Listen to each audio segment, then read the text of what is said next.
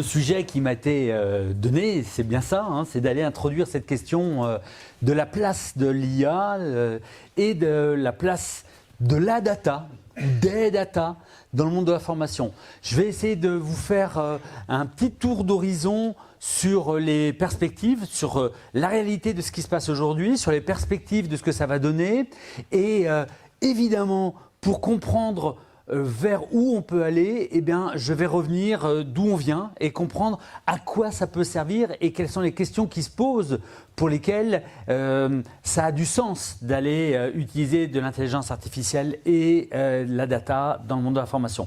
Alors, qui je suis? Pour comprendre ce que je vais dire, il faut savoir de quel point de vue je me place. Ça fait 30 ans que je suis dans le monde de la EdTech. Alors EdTech, il faut que je réexplique ce que c'est aussi, parce que pour nous, on est au quotidien dans la EdTech, on pense que tout le monde sait ce que c'est. EdTech, c'est pour Education Technology. Education dans le sens anglo-saxon, c'est tout ce qui est autour de l'enseignement, de l'enseignement supérieur, mais aussi de l'éducation et de la formation professionnelle. Et pour conclure, tout à l'heure, si on a un petit peu de temps, je vous reparlerai de ce qu'est EdTech France. EdTech France, c'est une association qui a 3 ans et qui rassemble maintenant plus de 400 entreprises qui travaillent dans ce domaine et qui ont chacune un positionnement, soit pour aller sur tout ce qui est autour de l'éducation, hein, éducation nationale, donc tout ce qui est de la maternelle jusqu'au lycée, tout ce qui est enseignement supérieur, et tout ce qui est formation professionnelle. 3 ministères différents de tutelle. Alors, maintenant, j'ai une entreprise qui s'appelle Blended Learning, qui ne fait plus que de la stratégie en digital learning, c'est-à-dire comment aller utiliser le meilleur du digital dans des dispositifs complexes de formation. Mais voilà, je fais plein de choses et pour vous, puisque vous êtes beaucoup à être des élèves de grande école, j'ai été pendant 3 ans et demi le premier directeur éditorial et pédagogique d'Open Classrooms pour pouvoir mettre en place tous les 130 premiers parcours de formation d'Open Classrooms avec les partenariats avec toutes les grandes écoles et en mettant en place la pédagogie qui est aujourd'hui celle d'Open Classrooms qui fait aussi du blended learning désormais. Alors, une fois que j'ai dit ça, je vais repartir de la base et on va repartir des sources. Les sources de la formation du digital aujourd'hui, c'est la FOAD. La FOAD étant la formation ouverte et à distance.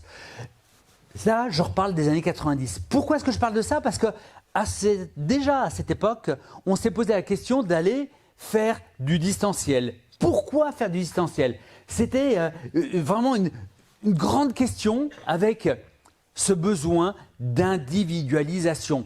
Les organismes de formation se rendaient compte que les gens arrivaient maintenant avec des profils très différents les uns des autres, avec des prérequis ou des préacquis tout à fait différents et qu'on ne pouvait pas leur faire la même formation les uns et les autres. Il fallait pouvoir individualiser, c'était ça le besoin.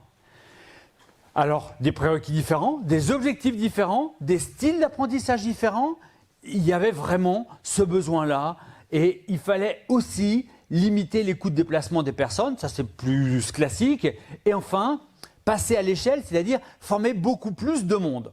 Voilà, ça, dès les années 90, on se pose la question.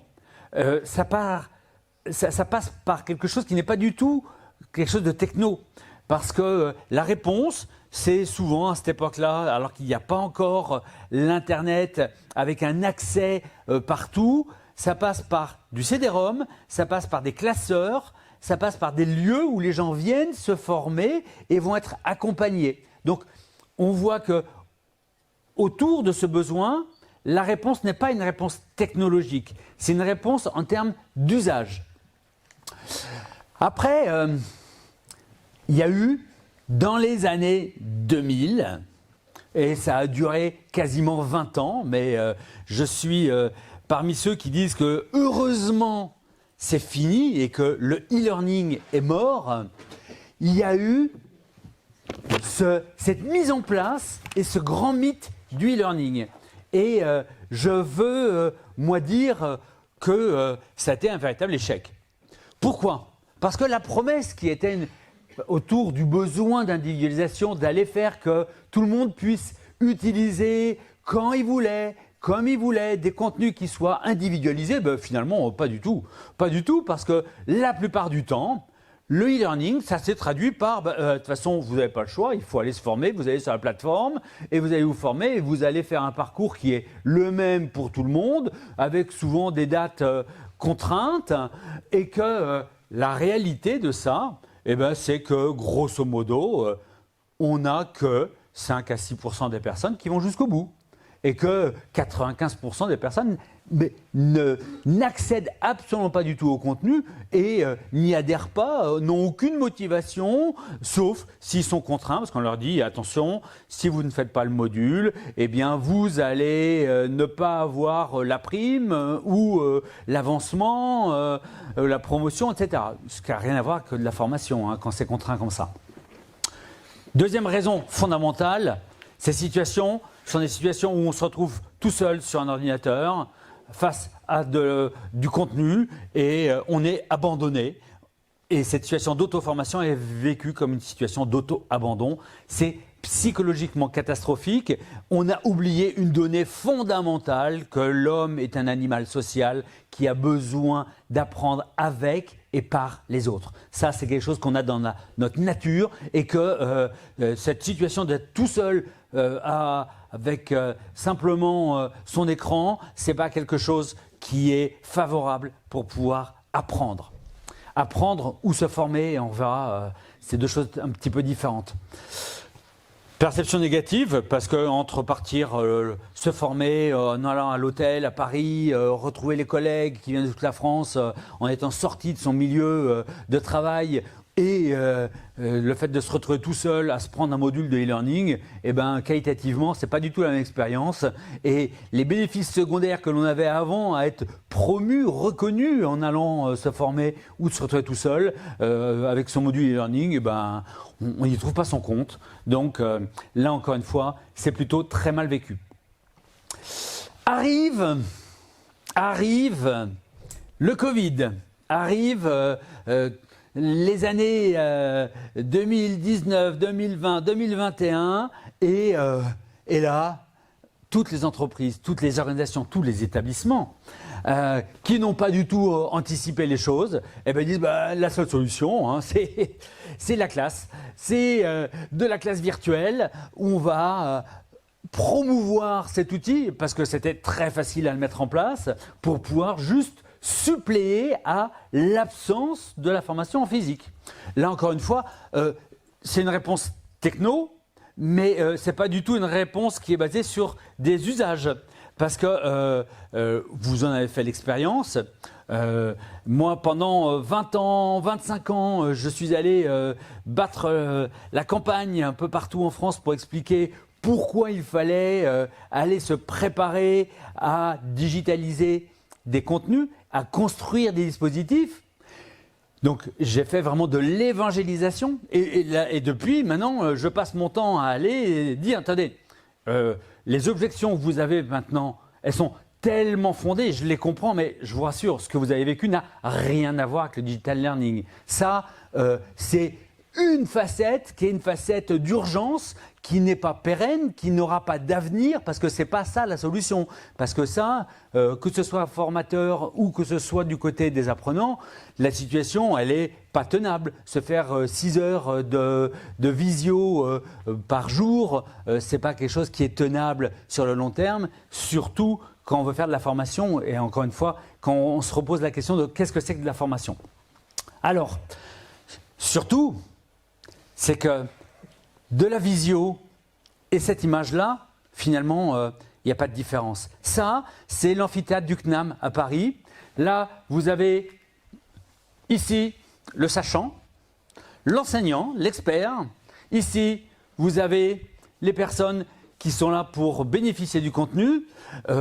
Mais on n'a rien changé. Hein. On n'a rien changé entre ça et la classe virtuelle. C'est la même chose. Hein. La situation, la relation pédagogique, elle est la même.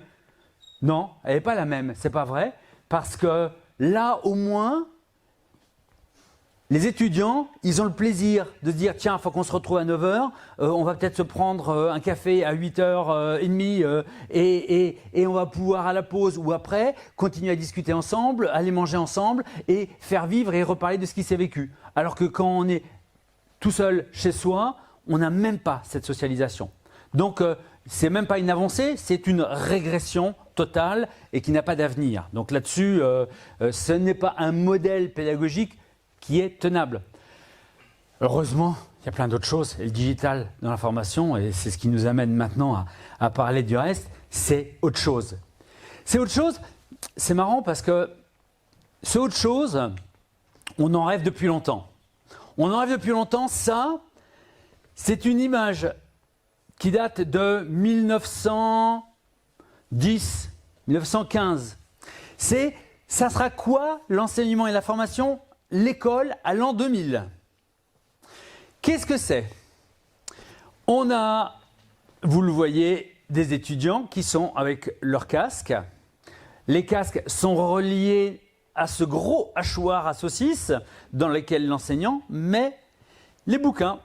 Et ça va fonctionner directement. Mais finalement, le e-learning, c'est grosso modo la même chose. C'est cette notion qu'il suffirait d'aller digitaliser du contenu pour qu'après, les gens se pluguent sur l'élément de diffusion pour que ça rentre tout seul. C'est faire fi de tout ce que l'on sait de ce que c'est que de se former, que d'apprendre. Mais ce que j'aime beaucoup dans cette image, c'est qu'on est dans cette quête permanente depuis un siècle de l'outil magique. Et chaque innovation technologique porte son volant d'illusions magiques où on croit que ça y est, on a trouvé le système qui va permettre de se former tout simplement, sans faire d'efforts, de manière passive. Et quelque part, est-ce que l'IA pourrait être cet outil magique? Est-ce que la réalité virtuelle peut être cet outil magique? C'est toujours des grandes questions qui se posent. Et moi, je suis là pour faire réatterrir et pour faire comprendre qu'au-delà des outils, il n'y a pas de bons ou de mauvais outils, mais il y a des bons et des mauvais usages. Et qu'un outil n'aura de sens que s'il vient servir des pratiques pédagogiques innovantes. Ce n'est pas l'outil qui va être innovant, c'est la pratique pédagogique et l'outil vient au service de cette pratique pédagogique et vous allez le comprendre dans ce que je vais vous illustrer maintenant. Alors, maintenant qu'on a fait ce petit retour en arrière, fondamental pour comprendre comment est-ce qu'on peut regarder ce qui existe et se projeter sur les années à venir. La place de la data. La place de la data dans l'information, c'est quelque chose d'important et c'est quelque chose qui est venu se prendre place justement au travers du e-learning et au travers d'une notion qui, pendant ces 20 années, a servi d'élément de base, c'est le temps passé à se former. Dans le e-learning, on a ce qu'on appelle des LMS, des Learning Management Systems, donc des plateformes qui vont aller enregistrer le temps passé par chacun des apprenants sur chacun des modules pour essayer d'avoir une vision précise de qui consomme quoi, qui a quel résultat, avec des normes qui ont été mises en place, avec les normes SCORM, qui permettent comme ça de faire un reporting en temps réel de qui est en train de faire quoi, qui a fait quoi, qui a consommé quoi. Ça, c'est quelque chose qui a été la référence pendant 20 ans. La grande transformation qui fait que les datas doivent être maintenant utilisées de manière différente, c'est que pendant ces 20 années, je vous l'ai dit, la seule référence c'était le temps passé à faire quelque chose. Or, aujourd'hui, l'usage de la puissance du digital et d'autres pédagogies c'est justement de remettre en cause cette notion de temps. Pourquoi? Si vous êtes acheteur de formation dans une entreprise, allez, on va dire vous êtes responsable des ventes dans une entreprise, vous avez un nouveau produit qui va sortir. Vous voulez que vos commerciaux soient formés à ce nouveau produit. Eh bien, vous allez chercher et faire appel à plusieurs entreprises prestataires en leur disant voilà mon besoin, je voudrais que vous me formiez mes commerciaux à ce nouveau produit. La réponse de la société A est de dire on va faire de la formation en présentiel ou en ligne, peu importe, et il faut une semaine de formation et ça va coûter, je dis, 10 000. L'entreprise B va dire nous allons utiliser des pédagogies très particulières, des outils très particuliers et pour nous, la formation, elle va durer 2 jours. Mais on vous garantit que le niveau de vos commerciaux sera optimal dans la maîtrise du produit, dans la capacité à vendre. Est-ce que la formation vendue par l'entreprise B vaut 2,5 fois moins cher ou est-ce qu'elle vaut 2,5 fois plus cher? Si on est dans cette logique que la formation c'est du temps consommé parce que les organismes de formation vendent de l'heure de formation, de la journée de formation, eh bien ça va valoir beaucoup moins cher. Sauf que du point de vue de l'acheteur, puisqu'il ne va mobiliser ses équipes que pendant 2 jours et demi, eh bien il va dire attendez mais ça m'intéresse carrément. Moi, je suis prêt à payer plus cher votre formation parce que je vais mobiliser beaucoup moins mes équipes. Si vous me garantissez le niveau de la formation, eh bien, ça vaut plus cher. Le temps, il n'y a plus de lien direct entre la valeur d'une formation et le temps passé à suivre cette formation. D'accord? Donc, toutes les datas qui étaient remontées par les LMS, eh bien, finalement, c'est quelque chose qui aujourd'hui n'a plus beaucoup de sens. Les LMS sont des dispositifs qui sont amenés à disparaître, qui sont maintenant remplacés par ce qu'on appelle des LXP, des Learning Platform Experience, c'est-à-dire quelque chose qui va être centré sur ce que vit et ce que fait chacun des apprenants, bien au-delà de simplement le temps qu'ils passent. Et autre place de la data, c'est qu'aujourd'hui, les commanditaires des formations sont de plus en plus les responsables des métiers dans les entreprises et non plus les responsables formation, ceux qui géraient les fonds formation, ceux qui géraient les LMS et qui justement disaient puisqu'on a cotisé beaucoup à ce qu'on appelle un OPCO, collecteur de cotisations, on va aller chercher des organismes de formation qui vont consommer ces fonds et on va suivre pour pouvoir récupérer l'argent le temps passé. Cette économie-là, c'est l'économie du passé de la formation. Maintenant, de plus en plus, ce sont les responsables métiers dans l'entreprise qui disent « mais attendez, mais moi, je suis prêt à investir, je suis prêt à investir pour acheter une nouvelle machine pour pouvoir produire plus, je suis prêt à investir pour acheter de la formation, à condition que vous soyez capable de me prouver que la formation va avoir un impact métier qui va se traduire évidemment en revenus et qui vont couvrir forcément largement ce que j'aurais investi sur la formation. C'est ce que l'on appelle les KPI, les indicateurs clés de performance, qui sont indispensables. Allez mettre aujourd'hui des KPI lorsque l'on met en place un dispositif de formation, lorsque l'on met des moyens de formation, c'est fondamental. Et ça passe par des indicateurs autour des plateformes de CRM, autour de tout un tas d'autres outils. Donc c'est un interfaçage entre la formation et le cœur métier de l'entreprise. Et ça, c'est un des défis fondamentaux que nous avons tous, que nous soyons, nous, acteurs de la formation ou tous les ingénieurs qui travaillent au sein de l'entreprise, c'est pour pouvoir faire ces liens entre formation et métier dans l'entreprise pour mettre en place ces KPI. C'est un défi fondamental parce que derrière ça, on est capable d'aller prouver le ROI, le retour sur investissement de la formation. L'avenir de la formation passe par cette capacité à aller démontrer le ROI de la formation. C'est fondamental et c'est la data qui est au cœur de ça. Ce diagramme présente pour moi les 5 piliers de l'avenir de la formation et de ce qui fait qu'une formation est optimale. Allez prendre le meilleur du digital, on va revenir là-dessus, mais garder aussi le meilleur du présentiel. Mais ce n'est pas le sujet aujourd'hui.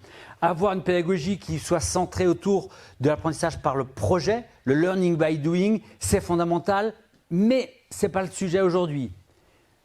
Allez donner les conditions de se former en relation avec les autres, en étant accompagné, en ayant du mentorat, c'est aussi fondamental, mais ce n'est pas le cœur. Je vais centrer maintenant ma présentation autour de la question de l'adaptive learning et du responsive learning. Et il y a la certification, qui est aussi la reconnaissance, qui là aussi va consommer de la data, parce que là aussi, on a un parcours à faire et il faut à un moment donné pouvoir valider ce parcours. Et c'est bien parce qu'il y aura eu tout un tas de productions d'informations qui auront été compilées, qui permettront d'avoir cette certification. Je vais centrer ma réponse maintenant sur l'adaptive learning. Alors, l'adaptive learning, qu'est-ce que c'est et pourquoi ça change les choses ? Il faut me donner le temps parce que je ne sais pas quel est le… Il est presque 10 heures. Oh, pardon. Alors, première chose, et ça c'est vraiment clé. L'adaptive learning, c'est quoi? C'est le fait de enfin être capable de construire des parcours de formation qui soient réellement individualisés, réellement personnalisés en fonction des objectifs, des contraintes et des préférences des apprenants. Ça, c'est quoi? C'est le fait, au fur et à mesure, quand vous êtes en train de consommer des modules, des ressources à l'intérieur d'un parcours de formation, ces contenus vont pouvoir s'agréger, vont pouvoir vous être présentés pour venir nourrir votre cheminement, mais en prenant en compte ce qu'on appelle le profiling de la personne, c'est-à-dire qu'on a tous un profil qui est différent et de manière dynamique par rapport à vos échecs, vos résultats, par rapport à ce que vous êtes en train de faire ou d'échouer. C'est par exemple un domaine qui est très simple, utiliser tout le fruit des sciences cognitives qui ont mis le focus sur le fait que apprendre, c'est la répétition. Apprendre, c'est être confronté à une difficulté à plein de fois, à de moments différents, dans des situations différentes, pour que le cerveau engramme ces informations-là de manière pérenne et durable. Eh bien ça, c'est quelque chose qui se fait en analysant les échecs et en étant reconfronté à ces échecs, et en ayant à chaque fois l'information qui est repoussée jusqu'à ce que ça soit stabilisé. Ça, c'est typiquement de la mobilisation, de la puissance de l'IA qui analyse ce que vous êtes en train de faire au fur et à mesure, au fil de l'eau, pour vous permettre de retenir quelque chose de manière pérenne. C'est quelque chose autour de la consolidation mémorielle qui est fondamentale. Mais c'est quelque chose aussi pour réussir à faire que vous n'alliez que vers ce dont vous avez besoin et que vous n'ayez pas besoin d'aller faire tout un tas de parcours, de modules que vous maîtrisez déjà complètement, qui vous feraient totalement perdre du temps et perdre votre motivation. Autre sujet, c'est…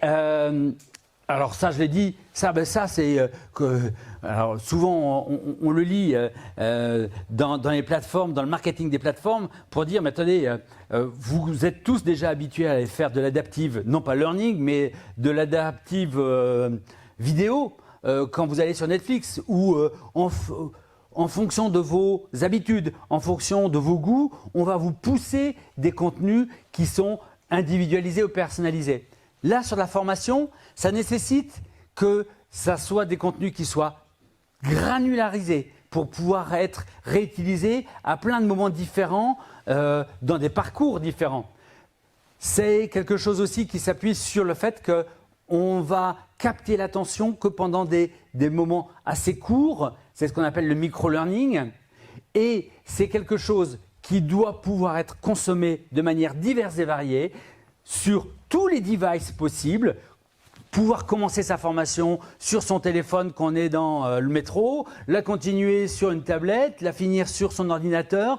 Bref, s'adapter aux usages et aux besoins des apprenants pour pouvoir faire que ça soit au plus proche de ses disponibilités mentales et de son temps, donc en quick learning. Là-dessus, j'ai remis plein de boîtes qui travaillent là-dessus, dont évidemment PeachBoy par exemple qui va nous en parler tout à l'heure, mais j'aurais pu mettre, et je m'excuse pour mes deux autres collègues, j'aurais pu les mettre aussi, mais il y a plein de boîtes qui travaillent là-dessus, plein de manières diverses et variées. C'est le gros cœur vraiment de l'innovation dans la formation aujourd'hui au sein de EdTech France. Allez, très vite, puisque il faut que j'avance. Connexion entre la XR et l'IA. C'est aussi quelque chose de très très intéressant. La XR, donc la XR pour la réalité augmentée et réalité virtuelle, utilisée principalement pour tout le développement des hard skills et des compétences comportementales, en proposant des mises en situation très in situ, au plus proche de la réalité. Parce que c'est là que va se développer vraiment la compétence métier, eh bien ça, c'est quelque chose qui nécessite, pour que ça soit pertinent, non pas simplement de vivre l'expérience, mais qu'il y ait une analyse de l'expérience qui se fasse sous forme d'un tableau de feedback qui va permettre d'aller ramener de l'information pour comprendre ce que l'on a fait de bien ou pas. Ça va au-delà du simplement score quand on fait un jeu. C'est vraiment réussir à décrypter que ce que l'on a fait là pendant tout l'exercice de réalité virtuelle ou de réalité augmentée, eh bien, il y a des choses qu'on a réussi à faire avec précision, avec pertinence ou pas. Donc, toute cette valeur ajoutée, elle vient au niveau du feedback et ça encore, je vais laisser Oméric en reparler parce que c'est son cœur de métier au niveau de PeachBoy. C'est aussi l'analyse des émotions. Une entreprise, par exemple, comme Moodme, qui travaille sur l'analyse du visage, qui permet d'aller décrypter sur le visage l'émotion et le ressenti de la personne pour comprendre quel est le niveau émotionnel dans lequel elle est et pour avoir donc un vrai feedback aussi sur est-ce que mon message passe, est-ce que l'intérêt passe ou pas quand je parle. C'est quelque chose de tout à fait intéressant. Et évidemment l'analyse syntaxique avec la capacité à pouvoir reprendre dans le texte, dans le flux de tous les documents utilisés en formation, de l'assemblage des termes, de l'analyse qui permet d'aller construire et pousser des contenus adaptés par rapport aux besoins des apprenants. Tout ça, c'est vraiment des éléments sur lesquels beaucoup de gens travaillent, font de la recherche. Il y a une connexion forte entre recherche et développement au niveau des entreprises EdTech. Et là-dessus, c'est vraiment l'avenir. Voilà, c'est tout. Le reste, c'était simplement pour reparler d'EdTech France, mais j'ai fini ça. Voilà.